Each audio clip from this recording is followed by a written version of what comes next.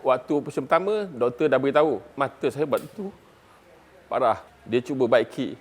Operasi kali kedua, mata saya tak dapat diselamatkan.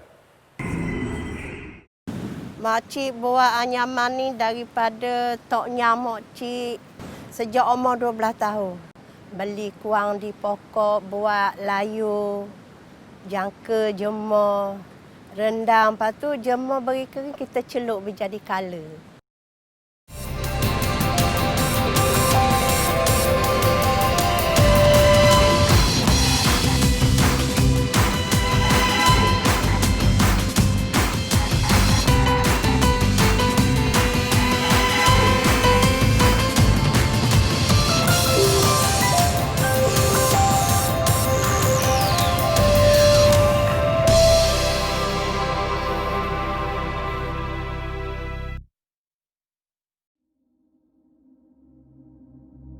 Kemunculannya membuat orang ramai teruja serta mengimbau kembali sebuah filem aksi popular Hollywood mengenai makhluk asing. Namun, di sebalik kostum yang mencerminkan watak filem menakutkan itu, tersirat liku-liku kehidupan yang mencabar buat si pemakainya.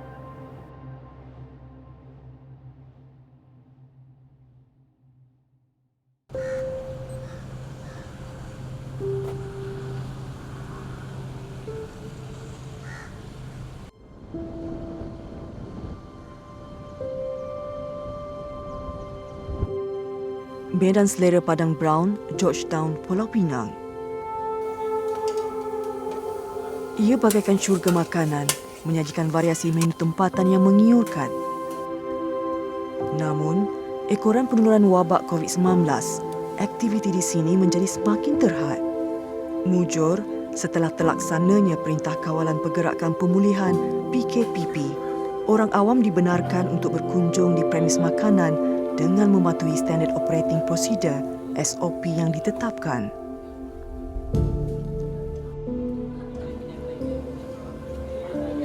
Sekaligus membuka peluang buat penghibur jalanan seperti Nur Hisham Awang Nong. Individu di sebalik kostum makhluk asing ini menjalankan misinya, iaitu menghiburkan orang awam. Sebelum ni saya tak pernah nampak lagi di tempat lain pun. Dan ini kali pertama saya tengok pakaian dan orang begini. Takut tak? Tak terhibur.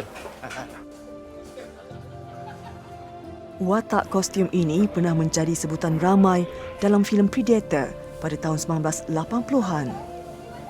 Maka, kemunculannya di khalayak membuat ramai teruja dan tidak kurang juga membuat sesetengah pihak terpinga-pinga. Bagus dia datang ke sini sebab dia dapat memeriahkan customer yang ada kat sini. Budak-budak pun suka kan, orang dewasa pun mungkin terperanjat dengan kedatangan dia sebab sebelum ni kita tak pernah nampak benda-benda macam tu kan. Jadi pada saya baiklah. Kunjungan dia tu sangat baik. Berbekalkan niat murni untuk menyebarkan kebaikan, Hisham nekat untuk mengembalikan keceriaan kehidupan masyarakat Malaysia yang kian suram penangan pandemik maut.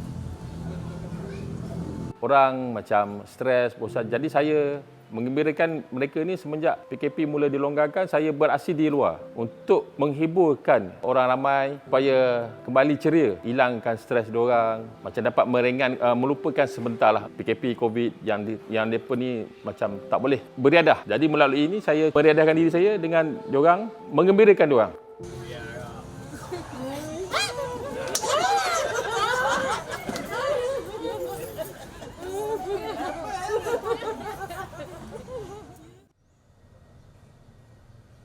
Jalan Utama, Georgetown, Pulau Pinang. Menjadi rutin harian Hisham dan isterinya, Nur Hashimawati Hashim, untuk menyemak dan menambah baik kostum makhluk asing ini sebelum memakainya. Minat terhadap kostum watak filem aksi berkenaan mula berputik ketika Perintah Kawalan Pergerakan PKP dilaksanakan. Pada awalnya, ia bagi menghilangkan kebosanan terperap di rumah. Tetapi, tanpa disedari, kini kostum ini menjadi sebahagian daripada hidupnya. ahli keluarga Hisham juga menerima baik dan sangat menyokong minatnya itu.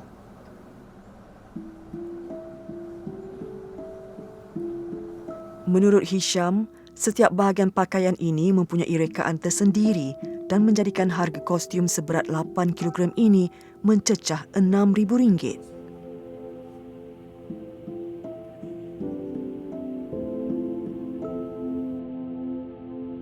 Dengan bantuan isteri dan anak, Hisham mengambil masa sekitar 30 minit untuk memakai kostum watak filem digeruni ramai ini. Namun, siapa sangka, di sebalik pakaian predator yang sering mengukir senyuman pada wajah orang awam, tersembunyi sebuah kisah yang menyedihkan mengenai si pemakainya. Pada tahun 2016, lelaki berusia 47 tahun ini telah diuji dengan kehilangan nikmat terbesarnya, iaitu deria penglihatan. Dia telah disahkan menghidapi penyakit pemisahan retina di mana lapisan tisu retina berubah dari kedudukan asalnya, menjadikan mata kiri Hisham telah kehilangan penglihatan kekal.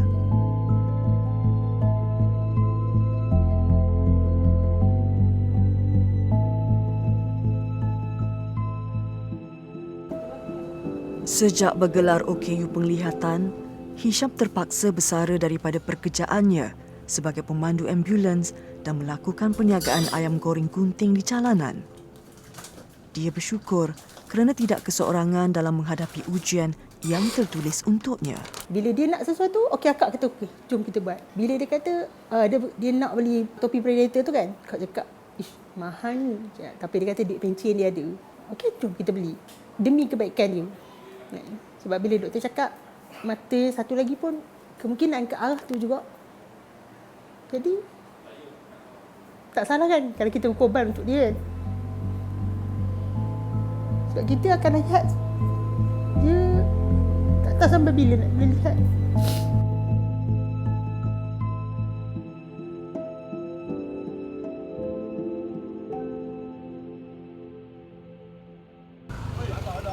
Gerai ayam goreng gunting yang terletak berdekatan dengan rumahnya menjadi medan pencarian rezeki Hisham bagi menyara keluarganya. Penyakit yang dihidapi bukan sempadan baginya untuk menggalas tanggungjawab sebagai ketua keluarga. Walaupun perniagaannya turut terjejas ketika wabak COVID-19 melanda dunia, tetapi dengan buah fikiran kreatif Hisham menggunakan kostum predator bagi menarik minat pelanggannya, ternyata membuahkan hasil dan membuka pintu rezekinya semula. Setelah PKP, perniagaan saya amat terjejas. Saya terpaksa menutup perniagaan saya hampir 2 bulan. Kemudian saya cuba bangkit kembali dengan cuba berniaga kembali. Tetapi waktu tersebut perniagaan saya tidak begitu memberansangkan. Jadi pendapatan saya waktu tu memang amat menyedihkanlah sikit. Jadi waktu tersebut saya terlintas, sekiranya saya membuka kembali perniagaan saya, macam mana saya nak menarik kembali minat pelanggan-pelanggan saya. Jadi saya cuba cari inisiatif baru dengan mengenakan kostum berupa watak makhluk asing. Hashimawati yang bekerja sebagai jururawat sering mencuri waktu terluang untuk membantu suaminya di gerai. Ini kerana Hisham masih menerima rawatan. Matanya tidak boleh terdedah dengan sabun, cahaya yang terang, suhu panas atau peluh. Dikuatiri boleh meningkatkan risiko kehilangan kedua-dua penglihatannya. Dia meniaga dia tak boleh panas sangat. Mata dia akan pedih. Jadi bab-bab bahagian masak ni kebanyakan akak lah akan ambil. Tapi cuma bila akak kerja tu dia terpaksa ni lah. Anak-anak yang tolong. Anak akak yang tolong dia semua.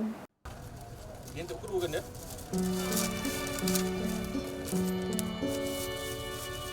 Beroperasi dari jam 11.30 hari sehingga 7 malam, gerai ayam goreng gunting Hisham menjadi buah mulut masyarakat di Georgetown. Bukan sahaja kerana keunikan kostum yang dipakainya, malah keenakan dan harga ayam goreng gunting yang berpatutan juga menarik minat orang ramai mengunjungi gerainya.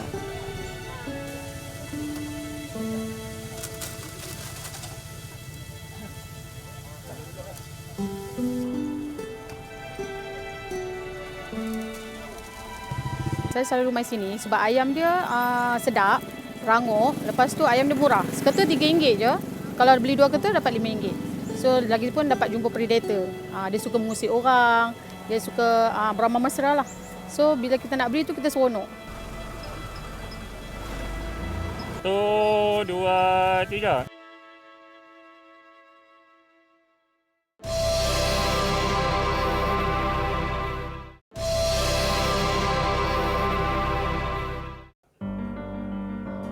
Orang macam stres, bosan. Jadi saya menggembirakan mereka ni semenjak PKP mula dilonggarkan, saya beraksi di luar untuk menghiburkan orang ramai supaya kembali ceria.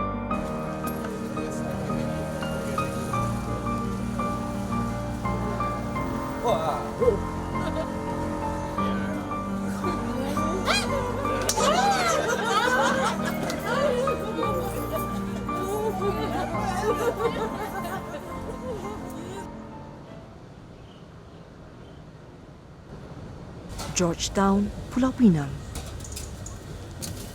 Ekoran pandemik COVID-19 yang melanda, perniagaan ayam goreng kunting Hisham terpaksa ditutup selama 4 bulan.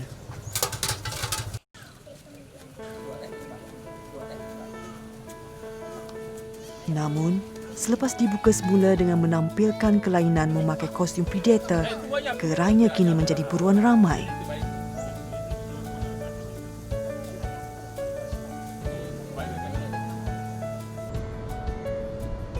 Selain menghiburkan pelanggannya dengan pakaian makhluk asing, Hisham juga sering mengedarkan ayam gunting secara percuma kepada orang awam.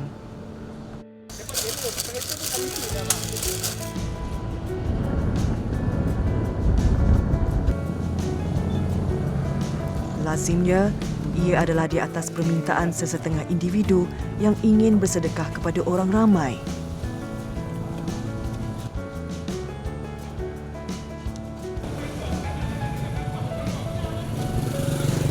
Pernah dibelenggu dengan perasaan murung ketika menerima berita mengenai kehilangan salah satu penglihatannya 4 tahun yang lalu.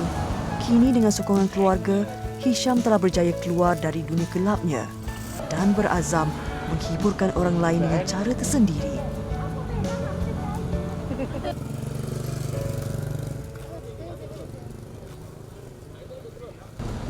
Di bawah terik mentari, bukan mudah bagi Hisham untuk bertahan di dalam kostum ini untuk jangka masa yang panjang.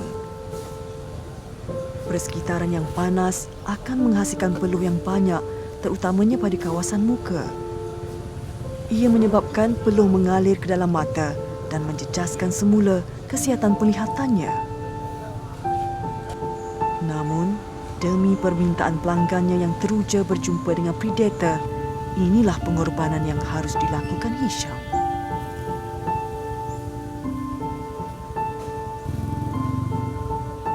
Mata waktu tu keadaan parah tanpa saya sedari.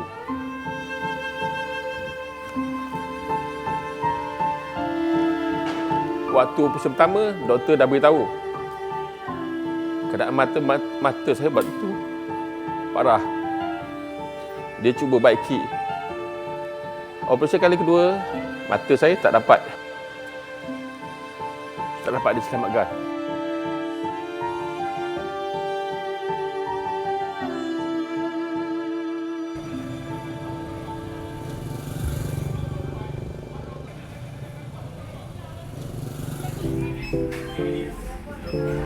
Sambil menyelam, minum air.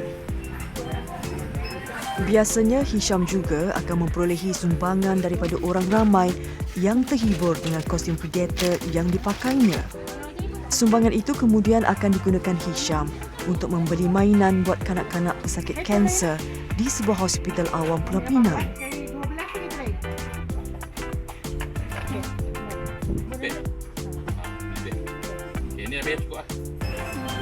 Secara tidak langsung, niatnya untuk beramal juga tercapai.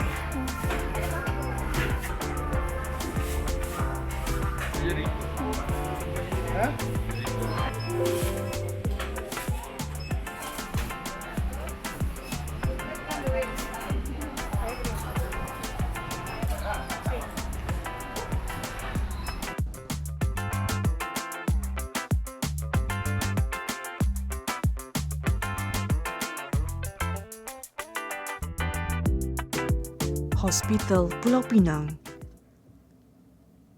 Terletak berhadapan dengan rumah dan gerai Hisham, ia menjadi lokasi pilihan buatnya dan keluarga untuk menyerahkan sumbangan berupa mainan kepada kanak-kanak pesakit kanser.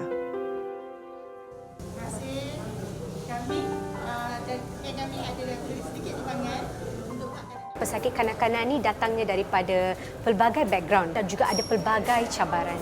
So, jadi dengan adanya sumbangan-sumbangan sebegini macam bahan bacaan, alat permainan, ianya akan menjadikan pengalaman mereka di hospital ni lebih baik. In other words, makes them feel happy, cheer and get them distracted from their discomfort. Bagi mematuhi SOP yang ditetapkan pihak hospital, Hisham tidak dibenarkan untuk berjumpa dengan kanak-kanak pesakit kanser dan bermesra dengan mereka. Ini untuk mengurangkan risiko jangkitan wabak COVID-19. Ketika menyerahkan sumbangan pada pihak hospital, secara tidak langsung keunikan kostumnya menarik minat pengunjung di sini. Tanpa mengeluh, lelaki ini sentiasa setia melayan peminat-peminatnya.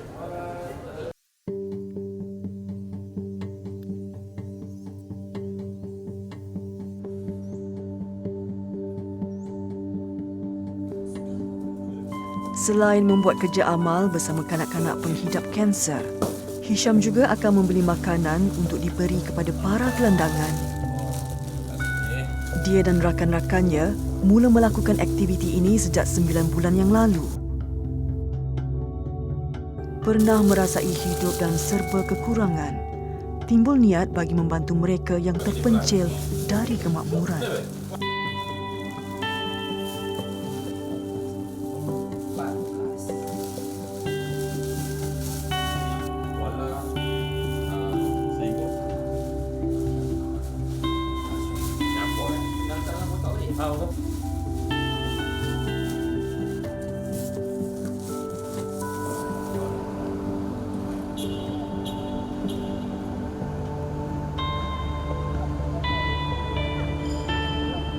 Jam 10 malam. Ketika ini semua pengangkutan awam sudah tamat beroperasi. Kompleks bangunan Komtar, Pulau Pinang yang sibuk dengan aktiviti manusia pada siang hari kini dihiasi dengan gelandangan yang ingin merehatkan diri.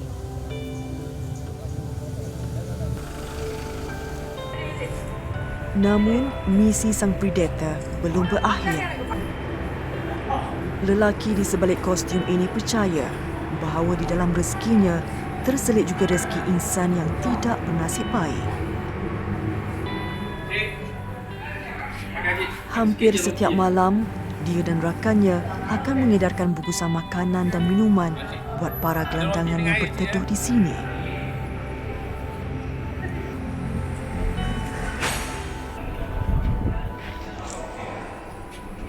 Tanda kesyukuran yang terukir di wajah si penerima sudah cukup buat Hisham untuk menghilangkan semua penat lelahnya.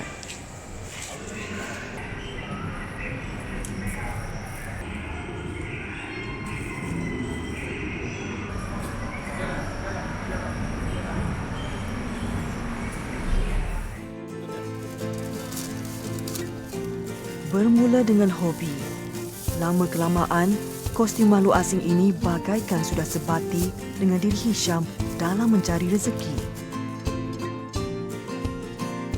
Namun, di sebalik menyelami perwatakan unik ini juga tersembunyi seorang individu berjiwa murni. Mempunyai misi menghiburkan orang awam dan beramal terhadap insan-insan yang kurang bernasib baik.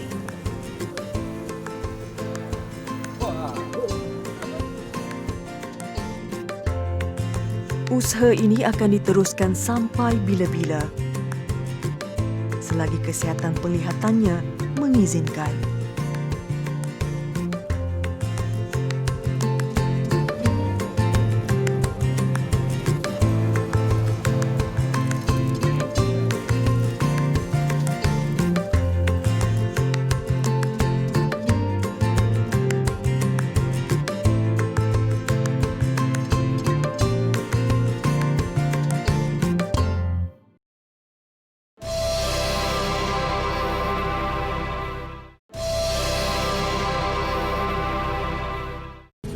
Malaysia sebagai tuan rumah APEC 2020 telah melakar sejarah apabila berjaya menganjurkan acara ini dalam format maya sepenuhnya. Saya amat berbesar hati untuk mempromosikan mesyuarat pemimpin digital yang pertama yang akan dihadiri 21 pemimpin ekonomi APEC.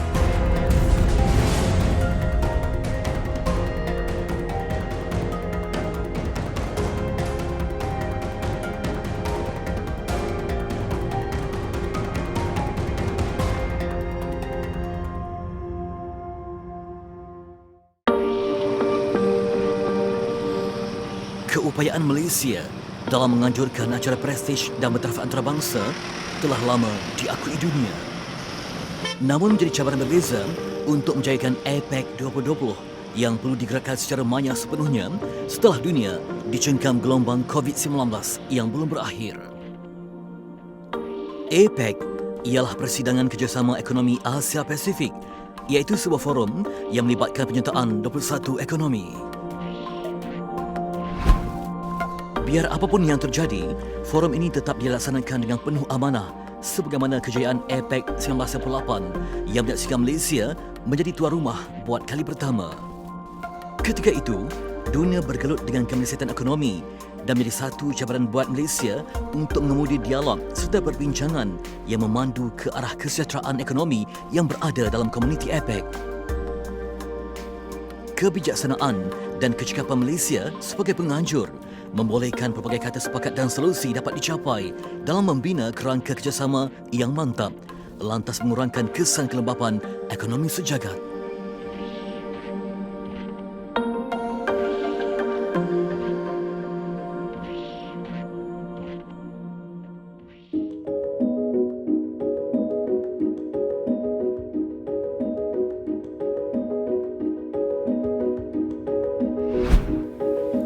Di Menara Miti sahaja, berlangsung gerak kerja dan puluhan mesyuarat maya bersama semua ekonomi yang terlibat.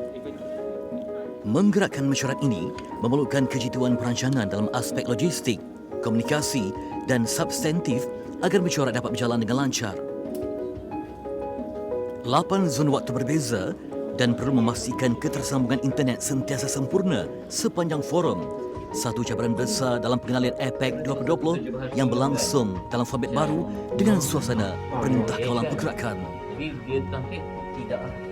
Semua ini memerlukan semangat dan kesabaran tinggi. Segalanya demi negara tercinta. Ini first time dalam APEC saya ingat. Inilah cenderamata yang akan dipersembahkan kepada Ketua Ekonomi dan amat cantik sekali dengan hiasan logo APEC dibuat daripada kayu balau. Di dalamnya terkandung tentang keunggulan kraftagan Malaysia. Sebagai contoh, hasil kerja kaum Mahmiri. Tidak ketinggalan ialah sutra yang menggambarkan Kuala Lumpur sebagai tempat tarikan dunia. Juga shilling peringatan yang meletakkan elemen songket sebagai antara khazanah warisan negara dan lambang kepada Malaysia yang kreatif dan menawan. Hasil kerja ibu tunggal di sebuah pusat komuniti yang melambangkan kita menyantuni semua kemakmuran yang dikongsi bersama. Dan ketika awal persidangan pada tahun ini, delegasi diberikan dengan mengkuang yang dihasilkan oleh seorang pengusaha di Terengganu. Dan ini melambangkan bahawa limpahan ekonomi itu akan mendapat manfaat kepada semua yang menyertai delegasi ini. Dan inilah lambang bahawa APEC ini melimpahkan kemakmurannya kepada semua.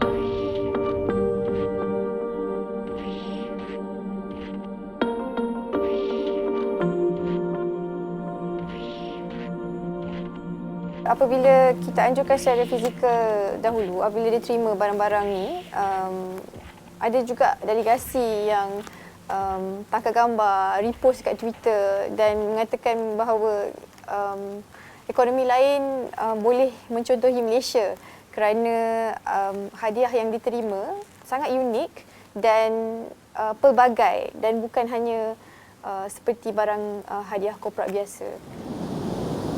Di sebalik hadiah yang cantik menawan, ada keringat yang mengalir. Jasa itu dihargai. Dalam mencapai kemakmuran bersama, segala usaha pembangunan ekonomi dimantapkan demi memastikan tiada yang ketinggalan saat negara menuju kemajuan. Walau berada di kampung, peluang menjana pendapatan terbuka luas asalkan ada kemahuan dan strategi membina jaringan rezeki. Fatimah Cik Ismail, 63 tahun, antara Sri Kandi Kraft Tangan. Hasil kerjanya banyak menjadi dambaan pecinta kraft berinspirasikan alam semula jadi. Kalau orang pandai tak susah. Orang tak pandai memang susah lah. Jadi suka orang kalau kita buat tu macam ramailah orang tepahnya. Nak buat kenduri kahwin. Fatimah dan dua adiknya, Piah dan Rohani, setia mengenyam mengkuang demi kesinambungan rezeki dan minat mendalam. Ini memang buat untuk ni tak ada orang tepah lagi. Ada lagi. Ni, Tak habis ni lagi. tak ada orang tepah. Ada orang tepah. Tepah dah. Tak boleh dah beli. Tak apalah, nak tak apa. nak saya beli. Seni anyaman daripada Bengkuang adalah warisan berzaman. Sumber alam memberikan rezeki buat ibu kepada dua cahaya mata ini untuk meneruskan kehidupan.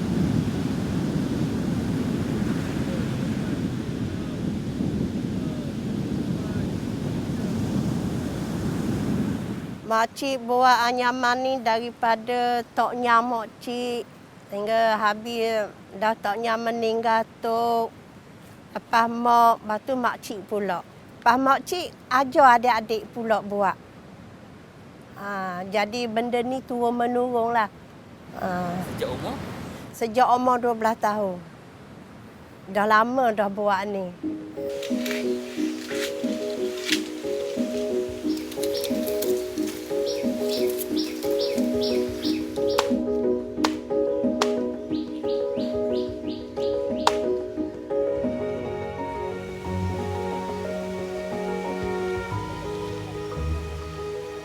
Macam buat mengkuang tu beli dulu kuang masa belum beli hop yang siap dah. Yang duduk kat sini kan beli kuang di pokok buat layu, jangka jemur, rendam, lepas tu jemur beri kering kita celup menjadi color. Mengkuang adalah daun yang mampu bertahan dalam tempoh yang lama melalui proses awal yang teliti sebelum dianyam menjadi produk kraft seperti tikar dan beg tangan. Kerja tangan Fatimah menjadi sebutan dan menarik perhatian pihak MITI untuk membawanya ke persada global.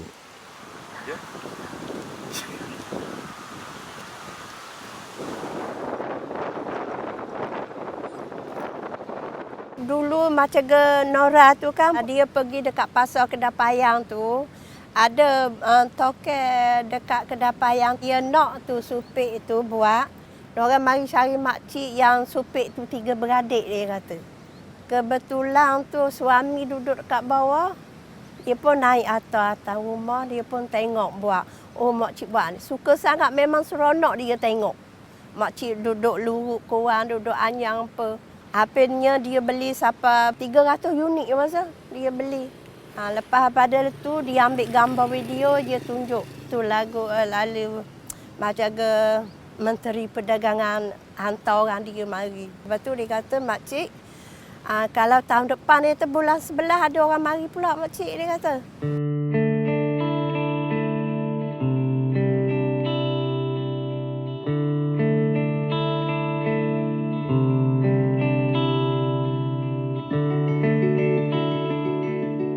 Rumah ini umpama gedung yang menjadi saksi perjuangannya melestarikan kraft tangan bermutu tinggi dengan jerih payah. Namun cintalah yang membuatkan dia terus bertahan walau jasad di mama waktu.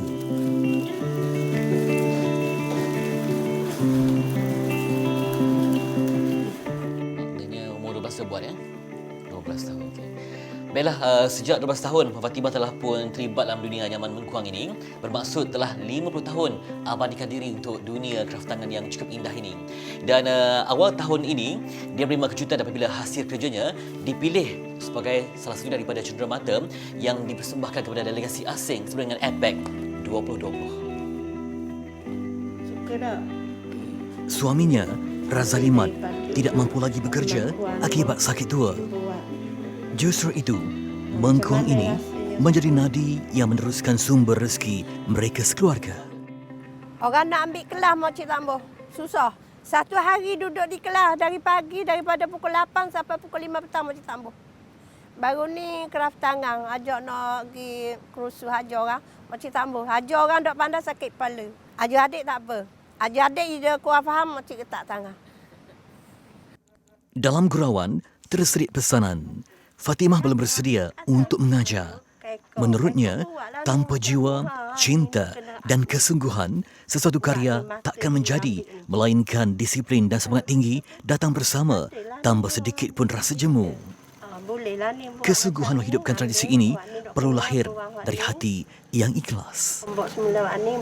Bakul besar ni berapa lama siapnya? 4 utik sehari siap. Oh, laju Ya. Kalau lihat kepada bakul ni, memang saiznya besar dan nampak begitu kompleks sikit lah dari segi hasilannya. Tapi dia, Puan Fatimah ni mampu mengambil masa hanya sehari saja untuk siapkan 4 buah bakul seperti ini. Dan bersama dengan anak saudaranya yang berusia 18 tahun sebagai pewaris. Susah tak nak belajar ni? Bagi saya sangat susah lah macam ni. Kuat. Sebab macam dia perlu banyak teknik. Teknik? Yes. Okey, tahu tadi dah cuba. Macam mana Makcik Fatimah komen sikit hasil kerja ni? Apa yang kurang? Kurang macam dia buat ni, kurang pandai sikit lah. Dah dia tak biasa buat apa. Anyam ni 2 kali. Tak ke depan jadi kau belakang. Bukan macam nak bagi sudah. Jadi macam dia rombak je kat belakang ni. Oh, banyak teknik banyak. Ini mencabar kesabaran juga sebab dah berapa jam pun masih lagi belum siap ya saiz kecil. Dan inilah dia lambang ketabahan wanita dan lambang kemakmuran rezeki yang disulam setiap hari. Susah juga belajar ni. Dari desa merentas dunia, membawa jiwa Malaysia tercinta.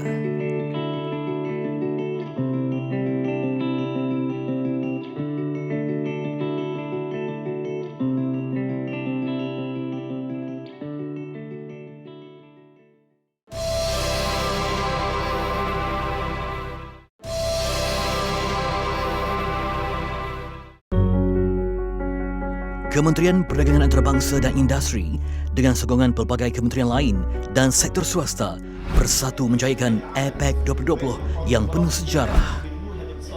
Apa yang dirancang pada hari ini adalah cerminan masa hadapan untuk semua. APEC 2020 membabitkan penyertaan ekonomi yang inklusif dalam menyediakan bekalan barang dan perkhidmatan. APEC 2020 juga membuktikan kredibiliti pejabat awam dalam menganjurkan acara penting dan simbolik rakyat Malaysia berbilang kaum berpadu harmoni dalam menjayakan wawasan ekonomi.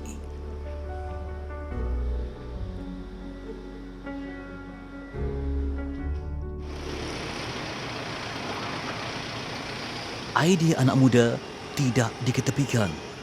Pelbagai cara dizahirkan untuk menunjukkan patriotisme masing-masing.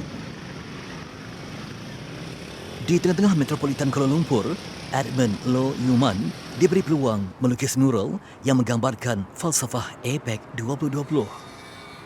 Melalui seni, terpancar pelbagai rasa dan impian. Saya rasa pendidikan dari segi sekolah atau ibu bapa mainkan peranan penting.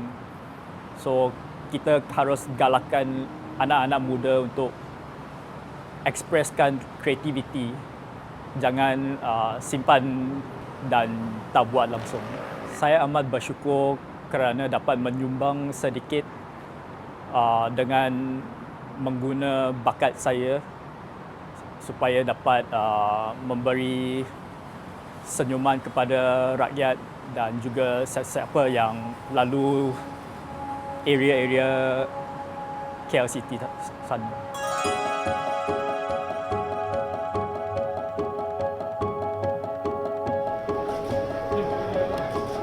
APEC 2020 adalah rujukan dunia bagaimana kewibawaan adalah tunjang dalam menjana kecemerlangan. COVID-19 ternyata telah mengubah corak dan landscape perbincangan bagi APEC 2020. Pelbagai cabaran telah pun ditempuhi, namun bukan halangan untuk terus menyebarkan kemakmuran bersama. Di Menara Miti ini saja, lebih 30 mesyuarat secara maya dilaksanakan dengan cahayanya. Malaysia memiliki ramai penjawat awam yang berkarisma. Tahun 2020 merupakan kali yang kedua Malaysia sebagai host kepada APEC 2020. Ia merupakan satu cabaran, tetapi dalam masa yang sama saya menganggap itu sebagai peluang kepada saya untuk berbakti kepada negara, untuk menunjukkan bahawa Malaysia boleh pergi jauh. Dengan daripada pandemik yang berlaku, kita dapat membuktikan bahawa Malaysia mampu untuk membuat mesyuarat secara virtual sepenuhnya.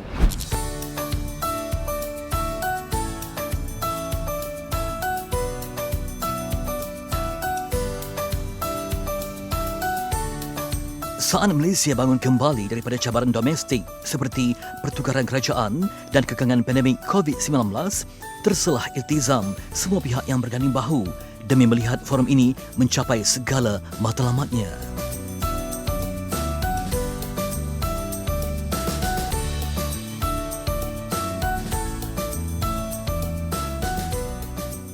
Selain aspek komunikasi dan logistik menjadi cabaran penting kepada Sekretariat APEC 2020 untuk sediakan isi kandungan mesyuarat, yakni dokumentasi. Itulah yang digalas oleh bahagian substantif untuk kejayaan APEC 2020. Ada waktunya petugas yang merupakan Barisan Harapan Ekonomi Negara ini bersengkang mata hingga lewat pagi sehingga selesai sesuatu perbincangan penting.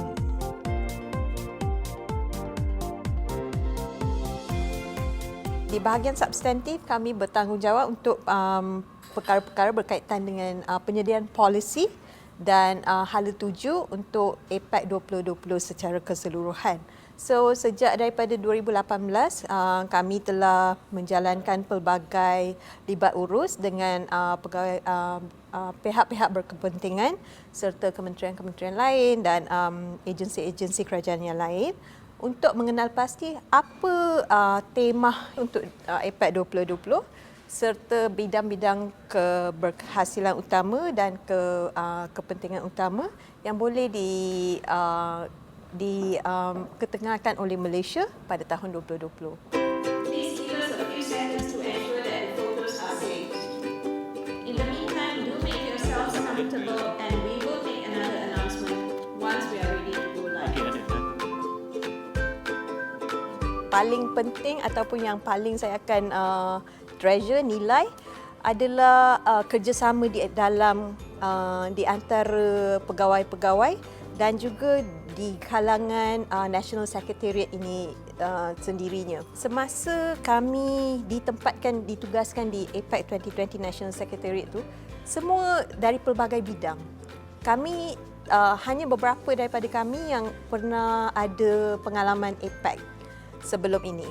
So, dalam perjalanan kami selama 2 tahun ini, kami telah menjadi semakin rapat dan kami dapat tahu apa dia punya positive things that you can learn from them dan juga apa yang kelebihan seseorang itu yang menjadi kekuatan dalam tim kami ini. So, that is a very sweet memory yang saya akan nilai lah selepas ni. 20 November 2020 adalah kemuncak kepada kerja keras dan kredibiliti yang digarap selama ini.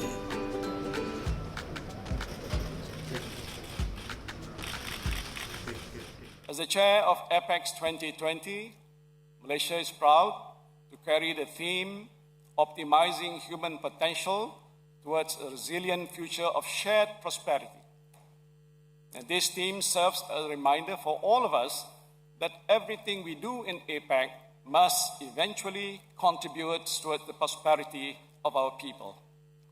There's no denying that trade and investment has led to economic growth and greater wealth in the Asia-Pacific region. APEC 2020 ialah bukti keupayaan penjawat awam Malaysia mampu mengajukan acara yang bertaraf dunia.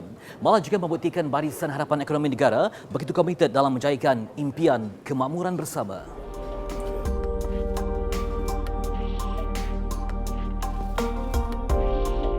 Pada akhir sidang kemuncak ini, Malaysia telah mencipta sejarah apabila berjaya mencapai kesepakatan pemimpin-pemimpin ekonomi APEC untuk melancarkan visi Putrajaya APEC 2040 dan Deklarasi Kuala Lumpur 2020. Inilah pencapaian yang amat membanggakan kerana bukan mudah untuk mencapai kata putus daripada pemimpin dunia seperti Donald Trump, Vladimir Putin dan Xi Jinping, tambahan apabila semua komunikasi dijalankan secara digital. Malaysia melabuhkan tirai APEC 2020 dengan jayanya dan menampakkan obor penganjuran kepada New Zealand yang akan menjadi tuan rumah APEC bagi tahun 2021. Malaysia will be handing over the logo received by the Prime Minister of New Zealand, Ms. Jacinta Ardern.